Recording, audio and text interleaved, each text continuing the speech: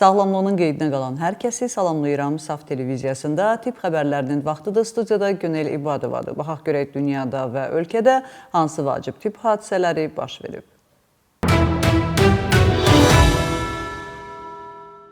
Azərbaycan Respublikasının Səhiyyə Nazirliyinin rəsmi Instagram səhifəsində uşaqlara dərman necə verilməlidir başlıqlı maarifləndirici video çarx paylaşılıb. Baxaq görək övladlarımıza dərman verərkən hansı qaydalara riayət etməliyik.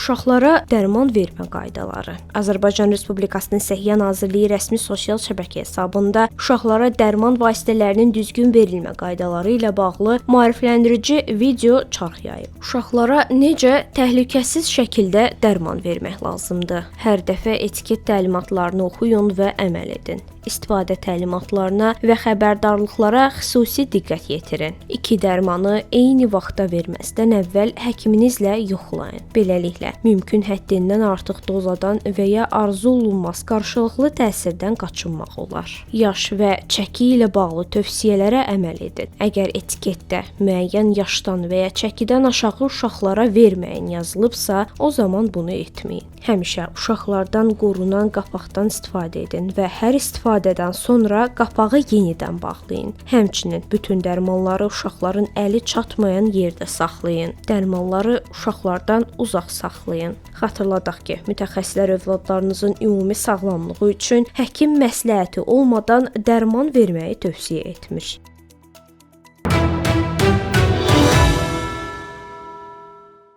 $25.000 yoluxma, söhbət koronavirusdan gedir. Hansı ölkədə bu koronavirusun 25.000-ə yaxın yoluxması qeydə alınıb və eyni zamanda artıq məhdudlaşdırıcı tədbirlər görülməsi haqqında danışıqlar gedir. Bunu süjetdə biləcəksiniz. Mən isə öz növbəmdə sadəcə gigiyenik qaydalara riayət etməyinizi xahiş edirəm ki, ölkəmizdə yenidən koronavirus tüğyan eləməsin.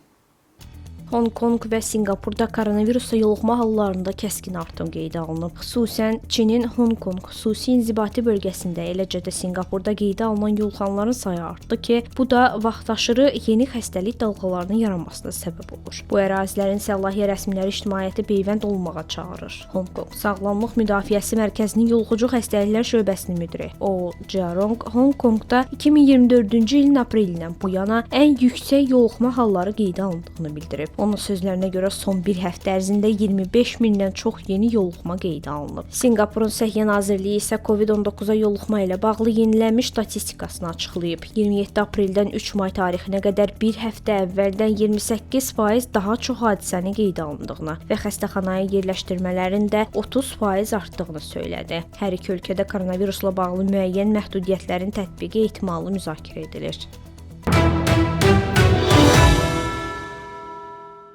Qızılca peyvəndin olmağına baxmayaraq yenə də dünyanın bir çox ölkələrində bu virusun fəsadlarını görürük. Mütəxəssislər isə bunu belə açıqlayır.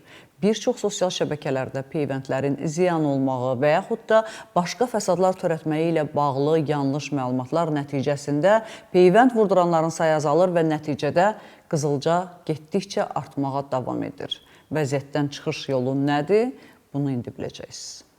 Qızılca niyə qayıdır və onun qarşısı alına bilərmi? Qlobal miqyasda qızılcaya yoluxma halları artdıqca peyvəndlə bağlı tərəddüd və dezinformasiya 10 illiklər ərzində əldə edilmiş tərəqqiyə xələl gətirir. Həssas əhalini və səhiyyə sistemlərini risk altında qoyur. Bu, qarşısı alına bilən ictimai sağlamlıq böhranının səbəbləri, nəticələri və həlli yolları haqqında təkamül biologiyası üzrə fəlsəfə doktoru Dr. Chinta Siddharthan News Medical nəşrində yayımladığı məqalədə bildirir. Alim bildirir ki, qızılca və digər peyvəndlərlə qarşısı alına bilən xəstəliklərə nəzarəti bərpa etmək üçün kompleks və multifaktorial yanaşma lazımdır. Səhiyyə müəssisələrinə ictimai etimadın bərpası əsas prioritet olaraq qalır və şəffaf, həssas və ardıcıl ünsiyyət tələb edir. Peyvənd təhlükəsizliyi və qarşısı alına bilən xəstəliklərin ciddi fəsadları barədə mütəmadi olaraq tibbi maariflənmənin vacibliyini vurğulayan doktor doktor texnoloji yeniliklər həmçinin iynə əsaslı çatdırılma sistemləri ilə bağlı maneələri aradan qaldırmağı təklif edir.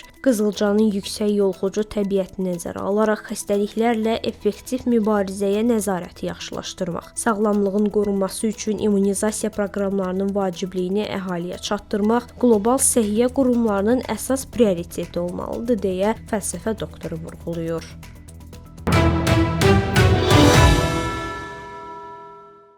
Doktor Hua tanış olun. O, süni intellekt vasitəsilə fəaliyyət göstərən həkimdir. Süni intellekt həkimidir və 50-yə yaxın xəstəliyi müalicə edir. Onun hələlik qəbulu ödənişsizdir, çünki sınaq müddəti keçirilir. Lakin çox yaxında güman ki, dünyanın bir çox ölkələrində Doktor Hua'nın yanına siz də müalicəyə gedəcəksiniz. Detalları indi biləcəksiniz.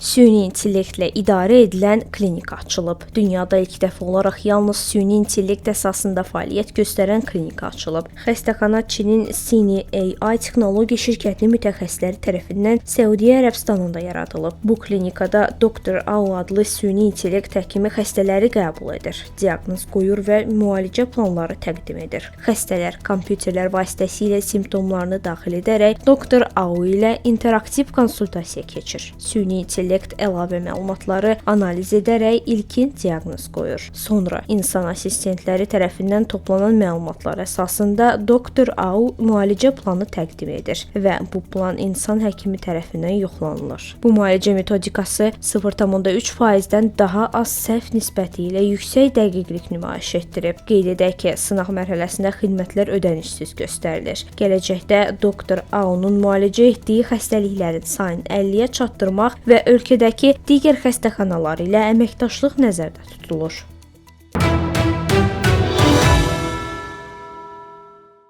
Mən susuram ki, siz izləyəsiniz. Qaradərili, mavi gözlü bu qeyri-adi adamlar təbiətin gözəlliyi deyil. Vücudumuzun müəyyən mutasiyaya uğraması nəticəsində yaranan xəstəlikdir. Xəstəlik nəticəsində insanın gözlərinin rəngi bəzən fərqli olur, bəzən həddindən artıq mavi, hətta qulaqları da getdikcə zəif eşitməyə başlayır. Bu insanlar harda yaşayır, niyə bütün qəbilə bu xəstəliyə tutulub, bilmək üçün izləyin. İndoneziyanın cənub-şərqində, Sulawesi adasının səhrasında Buton qəbiləsinin bəzi üzvlərinin heyran edici mavi gözləri var. Heyrətamiz göz rəngi Waardenburg sindromu kimi tanınan nadir genetik mutasiya nəticəsində yaranıb. Bu hal dərinin, saçın və gözlərin pigmentasiyasına təsir edir və zəif eşitmə də daxil olmaqla digər xüsusiyyətlərlə müşayiət olunur. Burada yaşayanların ailələrində mutasiya nəsildən nəslə ötürülür və xəstəlik son dərəcə nadir olsa da qəbilədə kök salıb. Hazırda Buton qəbiləsinin fotoları sosial şəbəkə platformalarında viral olub. Bütün dünyada internet istifadəçiləri onların qeyri-adi görünüşünə heyran olurlar. Bu fenomen isə genetik müxtəlifliyin heç bir sərhəd tanımadığını bir daha sübut edir.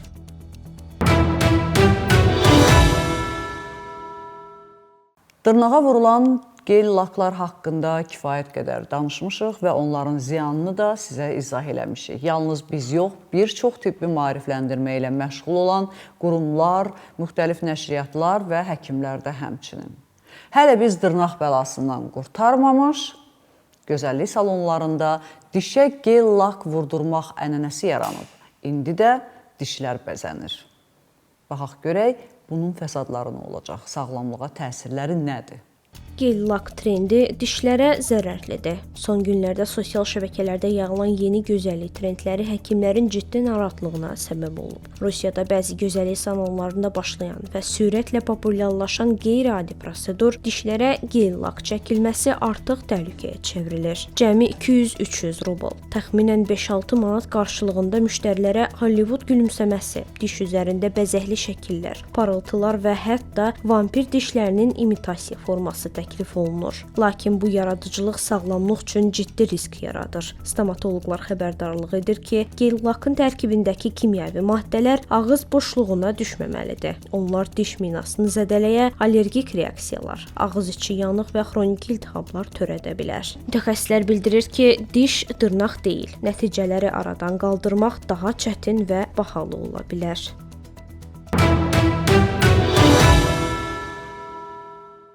Bugün olan səhiyyə xəbərləri bu qədər. Dünyada və ölkədə baş verən ən vacib tibb xəbərlərini bizdən izləyin, unutmayın.